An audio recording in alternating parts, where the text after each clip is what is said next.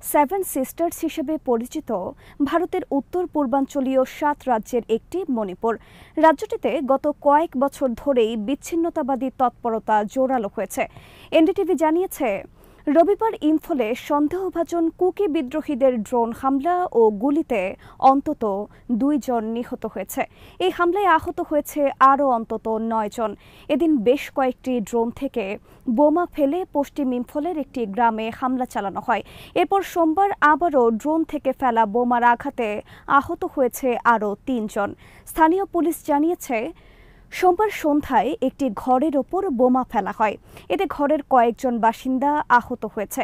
এছাড়া নিরাপত্তা বাহিনীর ইন্ডিয়ান রিজার্ভ ব্যাটালিয়নের একটি পোস্টে হামলা চালিয়েছে অজ্ঞাত ব্যক্তিরা। তারা সেখান থেকে ২টি অ্যাসল্ট রাইফেল ও একটি লাইট মেশিন গান লুট করে। ইম্ফলে পর্যাপ্ত পুলিশ ও কেন্দ্রীয় নিরাপত্তা বাহিনী মোতায়েন থাকার পরেও এই ধরনের হামলায় ক্ষুব্ধ করেছে স্থানীয়দের। রাজ্য বিধানসভার বিজেপি দলীয় বিধায়ক ইমু সিং ক্ষুব্ধ হয়ে বলেছেন, কেন্দ্রীয় বাহিনীর ৬০,০০০ সদস্য থাকার পরেও যদি হামলা বন্ধ করা না যায় তাহলে বাহিনী প্রত্যাহার করে নেওয়া হোক। ২০২৩ সালের মে মাসের শুরুর দিকে ভারতের পাহাড়ি রাজ্য মণিপুরের সংখ্যাগরিষ্ঠ মেইতেই সম্প্রদায়ের সঙ্গে সংখ্যালঘু কুকি সম্প্রদায়ের ভয়াবহ দাঙ্গা বাধে। মণিপুরের সমতলে বসবাস করা মেইতেইরা মূলত হিন্দু সম্প্রদায়ের মানুষ।